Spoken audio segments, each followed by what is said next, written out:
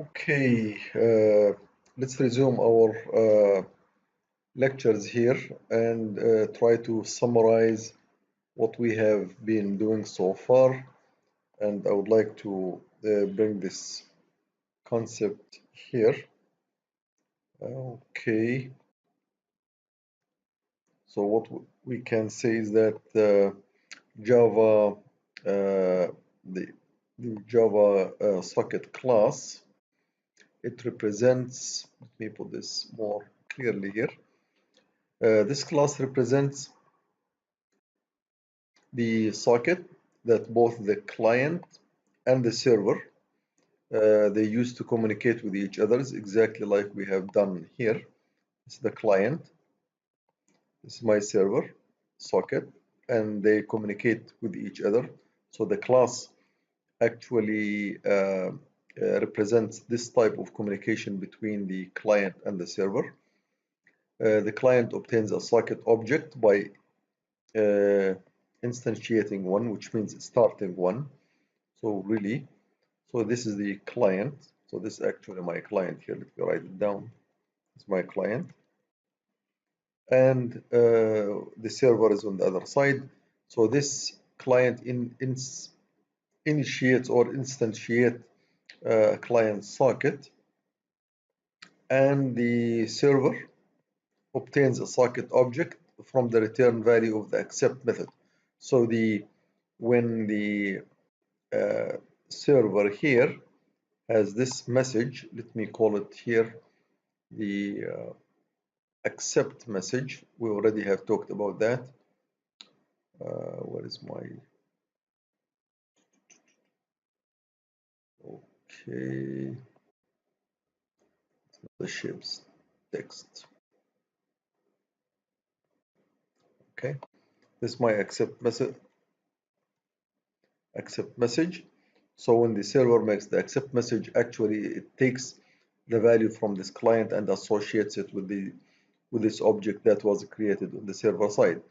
Now, in order to complete the client-server communication, there are several methods that are used by both the client and the server. So we have already used this one. So let me put this. That's our first method. Okay. Let me create actually a new slide here. Okay. So this is my public socket. It uses string and gives this name of the host, which is, and this is actually on the client side. So this is the client side. Okay. Now again, let's do this text. That's on the client side. So this method is used on the client side. I used the host. This would be the actual, it's a name for the server instead of putting the address. And as an integer, I define a port. And as we already mentioned, this port is between the value 1023 and so this should be here. The port number is between the value 1024 and 65534. And we already talked about that. Okay. And then we use this throws unknown host exception, IO exception. Actually, this exception is just in case the host, when we create a socket to connect to the host, I am unable to connect to the host. This host is unknown, so there is an IO exception, and this allows the program to exit instead of keep waiting for the host that's unavailable. Uh, this is another way of writing this socket.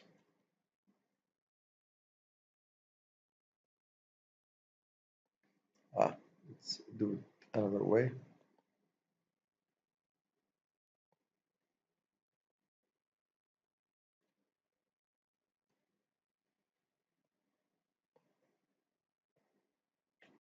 This method is actually identical to this method.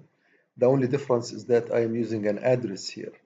It's inet address, and here I will put the IP address instead of the host name. This will be an IP address, and the port is still the same port, and I throw an IO exception.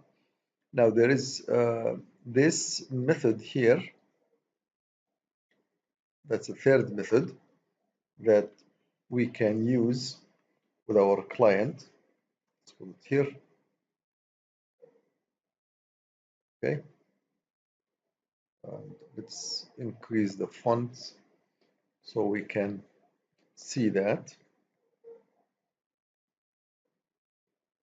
So it's public, and again socket, and I use the word type string to define the host. I use the same integer for the port, and here I use inet address, local address, and inet integer local port, and then I throw exception. Remember, when we use this socket creation or this socket creation, all we have to do is to specify the address and the port of the server. Nobody has asked, what about the address of the client? What about the port number of the client? Well, in with these two methods here, the client has already actually defined its own port. It selects one of the available ports between 1024 and 65534. We don't select it, the client selects that, and we can find it out. However, with this method, I specifically specify that, look, I am connecting to my host. This is where the server is. That's where the port of the server. And my address is, as a client, this is my address. I am local address, which is could be a local host or could be an IP address, and my port is this one. So I specify my port. Actually, we can do this socket like this. So I can say local host for the server and port 2020, and then I can say a local host for the client, so we are both on the same host, and then I will say, let's say 4500. I am on port number 4500. Or I can do this, put an IP address here.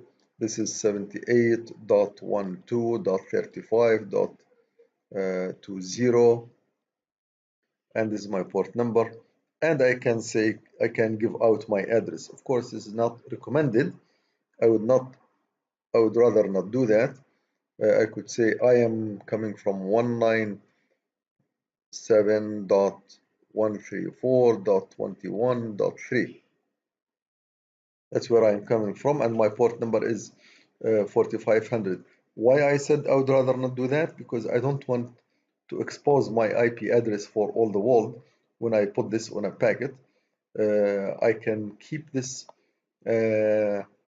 private between me and the server can find out my IP address. This actually, the IP address, this one, will go in the packet anyway, whether I write it specifically or not, but it goes encrypted. So the server can know my IP address. But with this method, we actually can go immediately and declare my IP address as a client and the port number I'm communicating with the server. So if I use this method here, I can, let me go back here. This is the characteristics of this right here. Let me take this. Oops, why did I do that? Sorry.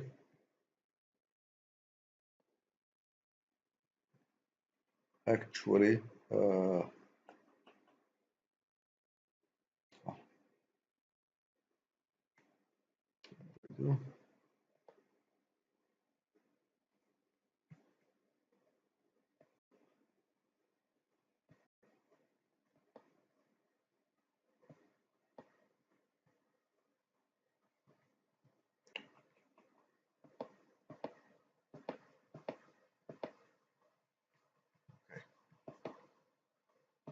should be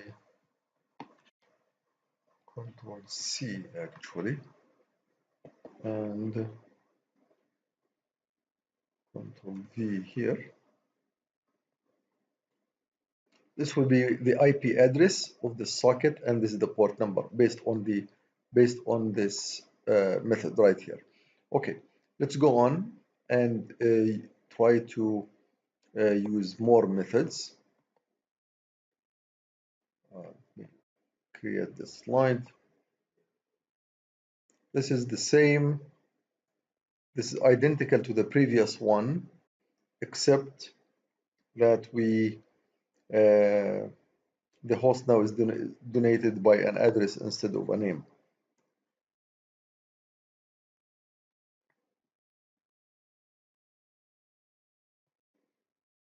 All right. So that's the other way of writing this method. There is here, this is a very interesting method. Let me show that.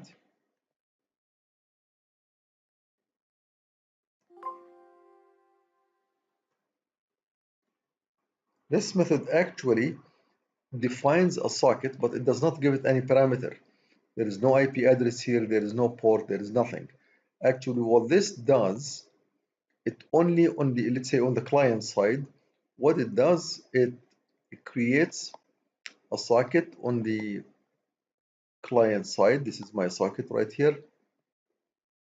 Okay, that's my client. This is my socket. All right. Let me give this a color red, and this I'll call it my client. Now this socket is connected to nowhere. So if I want to do this link here, it's a dangling link. It goes nowhere. So I just created a socket. I just said this is a socket. I created, it's unconnected, not at all. So I have to use another method, and that other method, this will be called, the other method will be called connect, and I will show that in a second. Connect. So I will use a method to connect this socket to something else, but for now I'm not using anything. So this is so as I said, it creates unconnected socket. It uses the connect method when we talk about the connect method here to connect this socket to a server. All right. Now let's go into more methods. Let's say I want to show this method of the connect right here.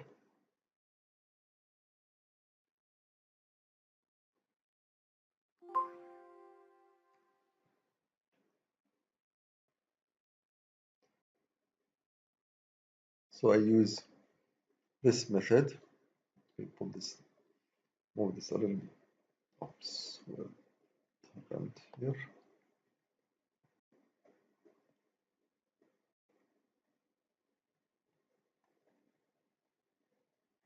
Okay. Now I'm saying when I say connect, I will give the socket address.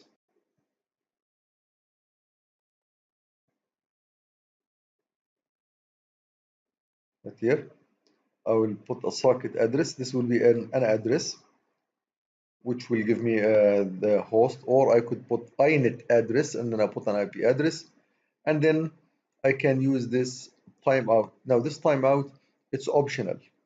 I can just put the address, and then this timeout, let's say if I put it 1000, let's say if I write here 1000, this will mean it's 1000 milliseconds. If I say 100, it's 100 milliseconds.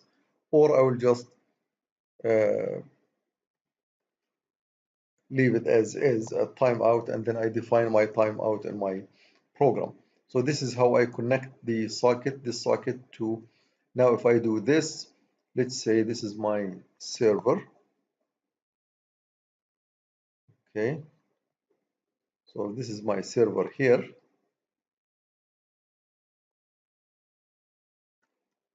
and which is defined by the word host. Then this link will go directly there. So I can connect to this guy and using the statement. So the statement now allows me to connect my client to the server. Of course, there has to be a socket created on the server side. So this will be actually connected to the socket. You cannot connect to the server directly, although there is a server here. Now there will be, when I say socket address its host, and then I go to the host, this server will be waiting on an accept statement that it has created, and that's where the connection gets going. Now, here are very useful methods. Let's show them, show some useful methods here.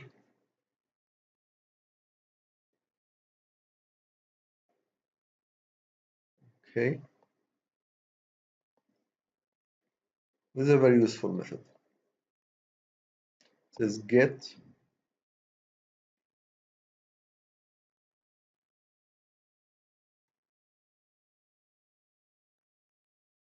this method allows me, it's an init address. I get the local address. This is my address wherever I am.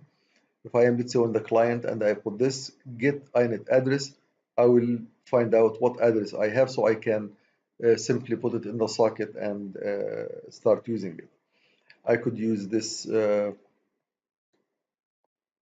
port.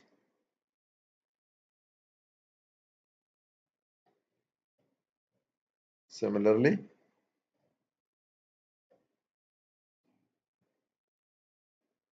I get the port number. Actually, I return the port the socket is bound to on the remote machine. So let's put this here. This method returns the address of the other computer. So if I'm using this within the, if I'm using this guy within the socket on the client, if this one is used on the socket on the client side, it allows me to get the address which I am currently connected to. Now, this is very useful in case I have, let's say, 3 or 4 sockets created, and then I am connected to different clients or servers. I need to know which address I'm connected to. So within the socket, this actually will be socket dot get inet address, socket 1, socket 2, etc. And here I get on the port, so I return the port. This is what okay.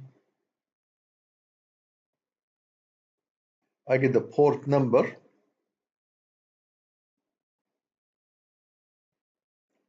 We get the port the socket is bound to on the remote machine. So if I'm here, if I'm currently at client 1, so let's put this here. This is on client 1. So this is client 1, and it has the socket, call it socket client socket 1. So this will be client socket 1 dot get port. Now client site 1 is connected, let's say, to a server, uh, let's say to a server. Let's put it here somewhere. It's my server, host name, whatever that host name will be, and there is a connection here. I'm connected to this guy. Okay, there is a connection here. So this get the cs1.get port, I will get this port, this port number which is used by this by the socket on the server. Okay, so that's what this means. If I was on client 2 or on client 1 but on a different socket, so this will be the socket 2, and this will be of course socket 2, and so on. So whatever socket I'm using, whatever port it's connected to, I could get that port. I can do the same thing, but I get my own port. Let's do it this way.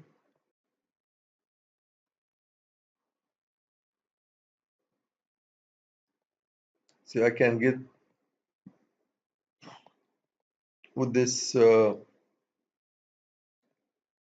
statement, with this method,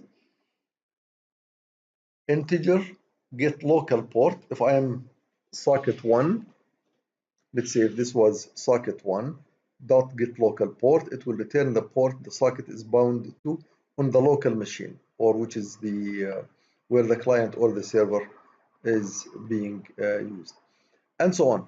I can use the method to get my remote address, my current address, and so on. And I will continue with the other methods on the next lecture. But for now, you can play with these get port, get local address, get remote port, get remote address, so that we can uh, use them in our program. All right? So let's try.